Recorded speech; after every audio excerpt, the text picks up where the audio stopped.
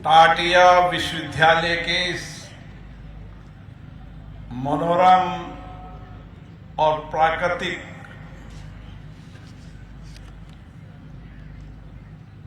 स्थल पर जो शिक्षा संस्कार की भूमि है, मैं आप सबका हार्दिक अभिनंदन करता हूं, स्वागत करता हूं।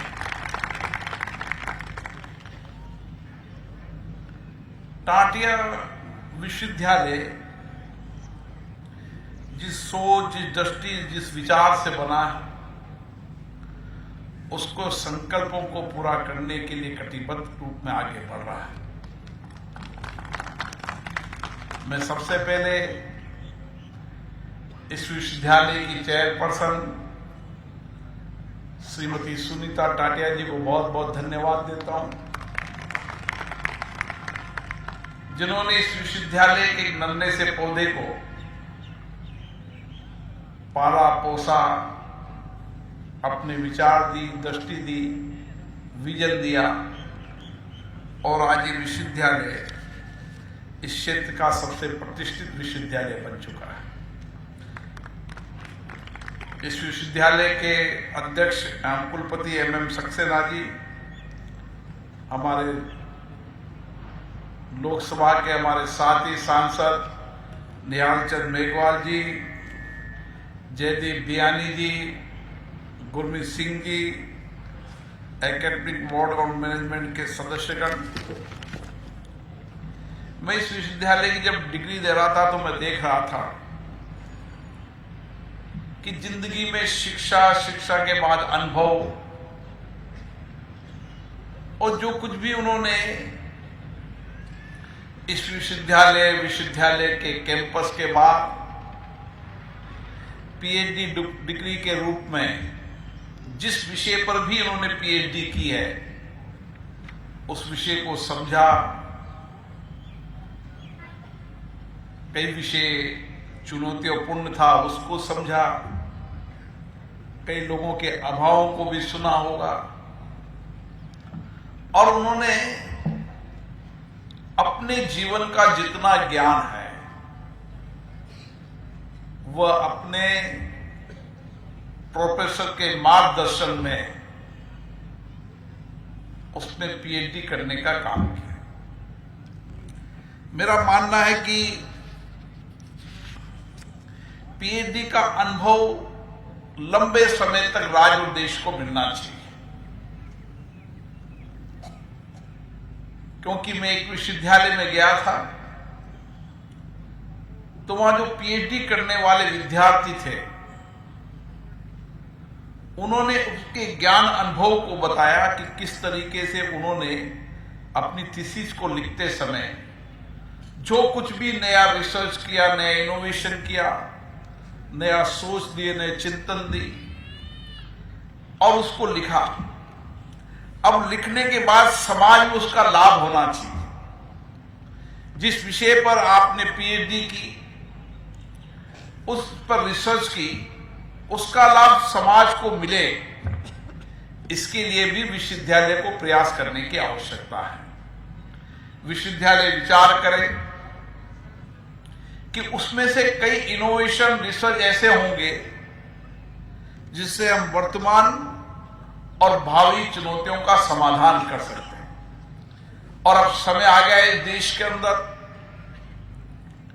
कि देश की भावी और भविष्य की चुनौतियों का समाधान इन विश्वविद्यालयों के कैंपस से निकलेगा। इसलिए जब संसद के अंदर बिल पारित हो रहा था रिसर्च के लिए, इनोवेशन के लिए, तो सरकार की दूरदृष्टि बहुत थी।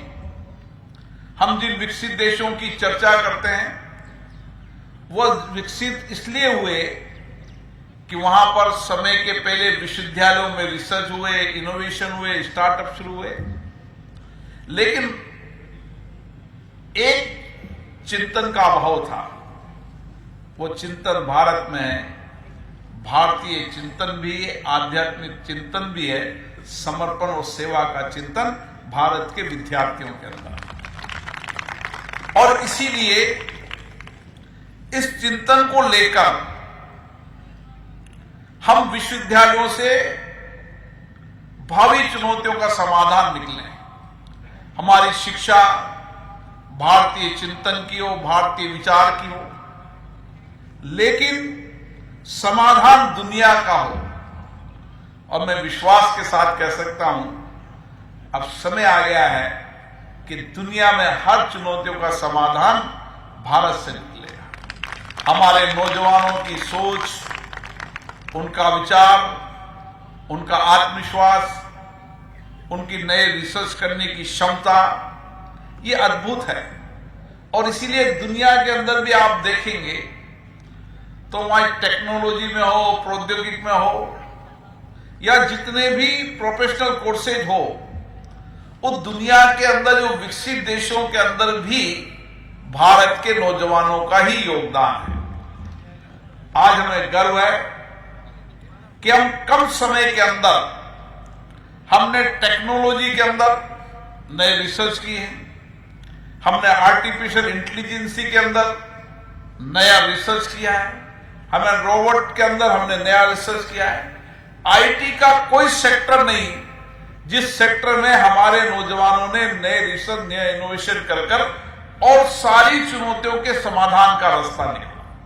हमें गर्व है कि कोविड की महामारी इस विश्व की सबसे बड़ी महामारी थी। हम कोई समय इंतजार कर रहा था कि विकसित देश वैक्सीन बनाएंगे, उनके वैक्सीन का इंतजार करेंगे, लेकिन भारत के वैज्ञानिकों की सोच थी। हमारे भारत के वैज्ञानिक ने यही भारत के अंदर उस वैक्सीनेशन को डेवलप किया और दुनिया के अंदर उस वैक्सीनेशन की विशिष्टता, प्रमाणिकता उस विकसित देशों से ज्यादा रही।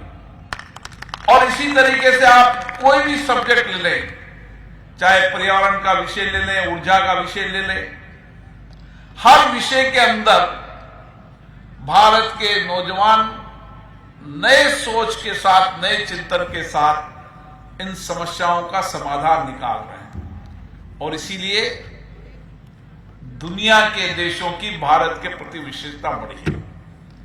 इतना ही नहीं, भारत दुनिया का एजेंडा तय करने वाला देश हो गया है। G20 में माननीय प्रधानमंत्री जी की अध्यक्षता के अंदर जब विकसित और विकासशील देशों की मीटिंग हुई तो उससे पहले मीटिंग में एजेंडा तय नहीं हो पाया था, लेकिन भारत ने उस G20 के देश के अंदर एजेंडा तय किया भारतीय चिंतन का, वसुधैव कुटुंबकम का, एक पृथ्वी, एक परिवार, एक भविष्य के साथ आगे बढ़ने का। आज दुनिया इस दिशा की ओर बढ़ रही है। भारत का एजेंडा दुनिया ने माना है और इसीलिए मेरे नौजवानों पे मुझे बहुत गर्व है, बहुत सामर्थ्य है उनमें। वो नए हर विषय के अंदर नए सोच के साथ आगे बढ़ रहे हैं। इस विश्वविद्यालय ने भी इसी दृष्टि के साथ, भारतीय चिंतन के साथ इस शिक्षा पद्धति को शुरू किया। सामाजिक समर्पण के लिए टाटिया विश्वविद्यालय चिकित्सा से लेकर तमाम आयुर्वेद, होम्योपैथिक, तमाम कोई ऐसा विषय नहीं जिस विषय के अंदर इस कैंपस में अध्ययन, शिक्षण, प्रशिक्षण का काम नहीं हो रहा। मुझे आशा है, मैं बधाई देता हूं टाटिया विश्वविद्यालय के सभी ट्रस्टीगण, परिवारजनों को। आने वाले समय के अंदर ये विश्वविद्यालय देश की वर्तमान भावी चुनौतियों का समाधान में निकले और यहां पढ़ने वाला विद्यार्थी भारतीय चिंतन, हमारी नई शिक्षा पद्धति के साथ आगे बढ़ते हुए दुनिया के अंदर भारत का नेतृत्व करे। मैं आज डिग्री प्राप्त करने वाले सभी विद्यार्थियों को बहुत बहुत शुभकामनाएं देता हूं और इस सोच के साथ, इस विचार के साथ कि शिक्षा हमेशा अधूरी है। मैंने कई डिग्री देते हुए कई देखी, कई की उम्र ज्यादा थी, लेकिन आज भी उनका आत्मविश्वास था कि शिक्षा हमेशा अधूरी है, ज्ञान हमारा हमेशा अधूरा है। हम समाज में जो दे सकते हैं, ये देने के लिए हमारा समर्पण हमेशा भारतीय चिंतन का है। मैं आप सबको भी पुनः बहुत बहुत शुभकामना देता हूं। उन सब प्रोफेसरों को भी बहुत बहुत बधाई देता हूं जिनके मार्गदर्शन में आपने पीएचडी की।